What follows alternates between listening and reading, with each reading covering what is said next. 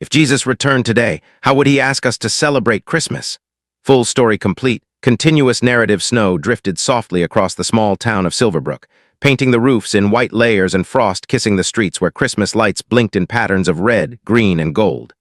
Children ran along the sidewalks with scarves flapping behind them like little flags of joy. Shop windows glowed with warm light, offering displays of ornaments, wreaths, and holiday treats. It was December 23rd, just 2 days before Christmas, and the whole town seemed to be in a rush of celebration. Yet beneath the colorful sparkle, something felt strangely hollow. The noise was loud, the crowds were busy, and the spirit of the season felt heavy with commercial energy rather than peaceful meaning. In the middle of this bustle walked Clara Matthews, a 32-year-old woman with a tired smile and eyes that carried too many sleepless nights. She worked as a nurse at Silverbrook Memorial Hospital, and Christmas season for her meant long shifts, lonely evenings, and the quiet ache of missing her parents, who had both passed away years earlier. Clara clutched a small gift bag with trembling fingers. It contained nothing more than a pair of soft gloves and a handwritten card, but it was all she could afford. She was headed to the hospital to deliver them to one of her elderly patients, Mr. Walker, who had no family to visit him.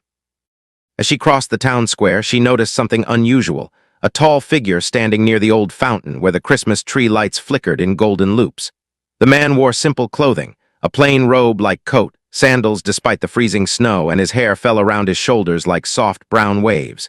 No one seemed to notice him, though he stood in the very center of a busy street decorated for Christmas.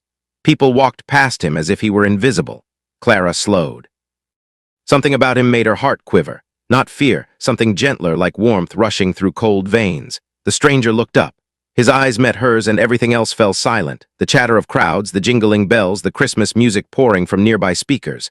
It was as if time paused for one suspended breath. His eyes were gentle yet powerful, bright like the calm center of a storm.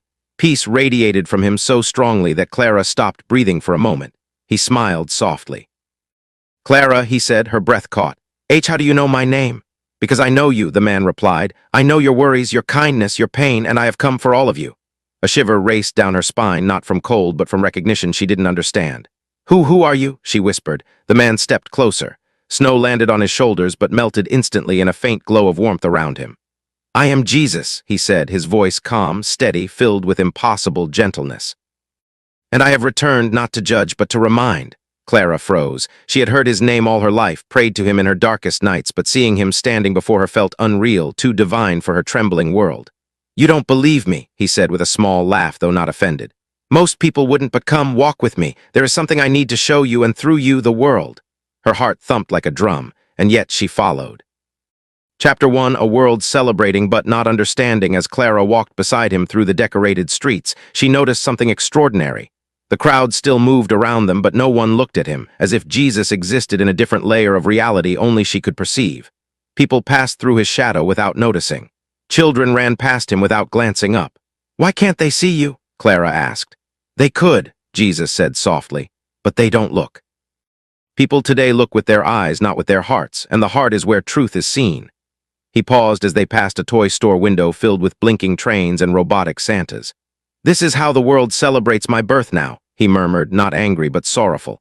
"Lights, noise, gifts bought in haste, endless pressure to impress. But how many remember why Christmas exists?" Clara's chest tightened. She didn't know what to say. Jesus continued, "Christmas was never meant to be loud. It was never meant to be a competition. It was meant to be a moment of peace. A reminder that hope entered the world quietly, gently, in a humble manger under a silent night sky." He stopped in front of a family arguing loudly over expensive gifts. "This is not the celebration I asked for." Clara looked down. "How would you ask us to celebrate then?" Jesus turned to her fully, his eyes deep with compassion. "That is why I am here, Clara, to show you, and through your story, all who listen." Chapter 2, a hospital filled with light. Jesus asked Clara to take him where she was going. So she led him through the snowy streets toward the hospital. Inside, the hall smelled faintly of disinfectant and gingerbread, a mix of sadness and attempts at holiday cheer. Nurses pushed carts, patients coughed behind curtains, and holiday decorations made from construction paper hung from the walls. "This," Jesus said as they walked, "is where Christmas truly belongs." Clara blinked. "A hospital. A place of suffering, healing, hope, loneliness, the very places I walked when I first came to the world." When they reached Mr. Walker's room, Clara knocked gently and pushed the door. The old man lay weakly on his bed, staring at the window where snow spun like tiny feathers. "Clara," he whispered with a tired smile. "You came." She placed the gift bag on his bedside table. "I brought you something." Before Mr. Walker could respond, Jesus stepped quietly beside him. Clara watched, breathless. Jesus placed his hand on the man's trembling wrist. "Rest," he whispered, his voice soft as falling snow. "You are loved." A glow, almost invisible, spread from Jesus' hand into the old man's fragile body. Mr. Walker took a deep breath, one deeper than he had taken in years. His chest expanded, his eyes brightened, and a peaceful warmth filled the room. Clara gasped softly. "You healed him," Jesus smiled. "No, I comforted him." "Healing the body is temporary, but healing the heart lasts forever." He turned to her. "Clara, this simple act of giving of presents is the Christmas I asked my people to celebrate. Not the wrapping paper, not the price tags, but love, pure, gentle, human love." Tears stung her eyes. Chapter 3: The lonely, the lost, the overlooked. Jesus and Clara walked through the hospital together. He visited a crying nurse who had worked a double shift, comforting her with a hand on her shoulder. He sat beside a child recovering from surgery, telling her stories that made her laugh until her oxygen monitor beeped joyfully. Everywhere he went, people felt a warmth they could not explain, like a sudden lifting of emotional weight, a clearing of sorrow, a spark of peace. No dramatic miracles, no flashes of divine fire, just kindness, deep, healing, unmistakable. As they reached the lobby, Clara whispered, Is this how you want us to celebrate Christmas?" Jesus nodded. "Yes." "By noticing the people who go unseen, by comforting those who feel forgotten, by choosing love over noise." Chapter 4: The world as it is. Jesus stepped outside again, and they walked through the town. Clara expected him to be angry at the world's priorities, but he was. His sadness was gentle, like a parent quietly longing for their child to understand something important. They passed crowds fighting over discounts, a teenager crying alone, a homeless man ignored by everyone. Jesus knelt beside the homeless man and wrapped his own robe around him. "Lord," Clara whispered, touched beyond words. Jesus looked at her. "Christmas is not about being happy for ourselves. It is about making others feel less alone." They continued walking until they reached the town's church. It was grand, covered in white lights and gold decorations. "People think this is where I live," Jesus said softly, "but I live in every heart that chooses compassion." Clara's throat tightened. Chapter 5: The message for the world. Snow fell heavier now, swirling around them in thick flakes. Jesus led Clara to the center of town square where they had first met. He looked up at the giant Christmas tree glowing with thousands of lights. "Clara," he said, "if the world asked me today how to celebrate Christmas, I would tell them this." His voice grew deeper, filled with infinite peace, echoing through the very air around her. "Christmas is not a day to impress others. It is a day to remember that love entered the world quietly. Celebrate not with noise, but with gentleness, not with pressure, but with peace, not with competition, but with compassion.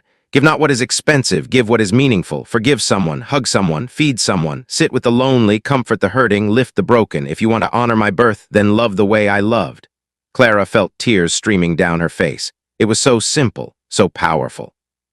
So different from what the world had turned Christmas into. Jesus stepped closer. "You will tell them," he said. "Me." Clara's voice cracked. "Why me?" "Because you saw me," Jesus replied. "Because your heart listens, and because the world listens to voices that speak with truth."